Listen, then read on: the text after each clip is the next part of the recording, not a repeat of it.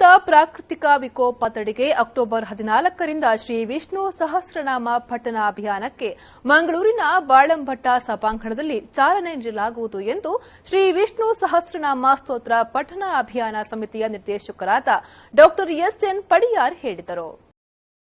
ಇವರು ಮಂಗಳೂರಿನ ಶಾರದಾ ವಿದ್ಯಾಲಯದಲ್ಲಿ ಮಾಧ್ಯಮಗೋಷ್ಠಿ ನಡೆಸಿ ಮಾತನಾಡಿ, ವಿಶ್ವವಿಂದು ಪ್ರಾಕೃತಿಕ ವಿಕೋಪದ ಆಪತ್ತಿಗೆ ಸಿಲುಕಿದೆ ಎಂದು ಜ್ಯೋತಿಷ್ಯರು, ವಿಜ್ಞಾನಿಗಳು ಹೇಳುತ್ತಿದ್ದಾರೆ. ಕಡಲ್ಕೊರೆತದಂತಹ ಪ್ರಾಕೃತಿಕ ವಿಕೋಪಗಳನ್ನು ತಡೆದು ಪ್ರಾಕೃತಿಕ ಸಮತೋಲನೆಯನ್ನ ಕಾಯ್ದುಕೊಳ್ಳುವ ನಿಟ್ಟಿನಲ್ಲಿ ಶ್ರೀ ವಿಷ್ಣು ಸಹಸ್ರನಾಮ ಸ್ತೋತ್ರ ಪಠಣ ಅಗತ್ಯವಾಗಿದೆ ಎಂದು ಹೇಳಿದರು.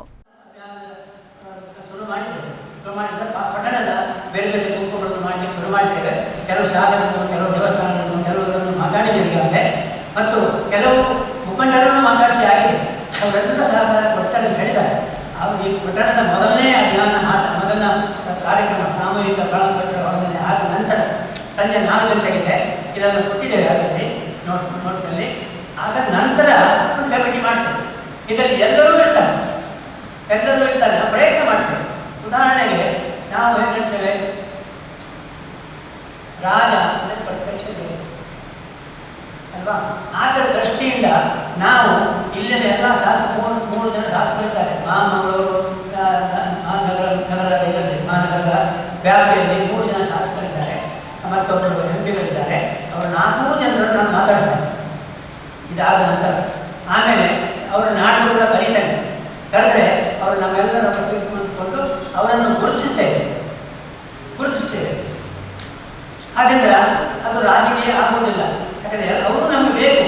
ಆಮೇಲೆ ಯಾವ್ಯಾವ ಸಂಸ್ಥೆಗಳಿವೆ, ದೊಡ್ಡ ಸಂಸ್ಥೆಗಳಿವೆ, ಬೇರೆ ಬೇರೆ ಥರದ ಸಂಸ್ಥೆಗಳಿವೆ, ವಿದ್ಯಾಸಂಸ್ಥೆಗಳಿವೆ, ರಾಜಕೀಯ ಸಂಸ್ಥೆಗಳಿವೆ, ಮತ್ತು ಬೇರೆ ಬೇರೆ ದೇವಸ್ಥಾನಗಳಿವೆ, ಬೇರೆ ಬೇರೆ ಭಜನಾ ಮಂದಿರಗಳಿವೆ, ಬೇರೆ ಬೇರೆ ಸ್ಪೋರ್ಟ್ಸ್ ಕ್ಲಬ್ಗಳಿವೆ. ಅವರಿಗೂ ಕೂಡ ಮಾಡುವಂಥ 10 ಜನ 12 ಜನ ಗುಂಪು ಅವರು ಮಾಡಿಕೊಂಡು ಇದನ್ನು ಸತತವಾಗಿ ಮಾಡುವಂಥ 5 ವರ್ಷ ಮಾಡುವಂಥ ಒಂದು ನಮ್ಮ ಬೇಡಿಕೆಯನ್ನು ಇಟ್ಟು ಒಂದು ಗುಂಪನ್ನು ಮಾಡಿ ನೀವು ಕೂಡ.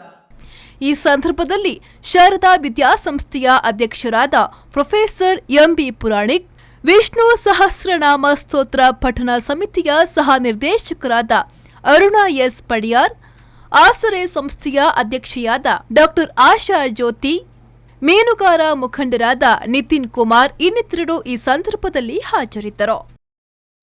ಪವನ್ ಕಾಚಮಡ್ಕ, ವಿ4 ನ್ಯೂಸ್, ಮಂಗಳೂರು.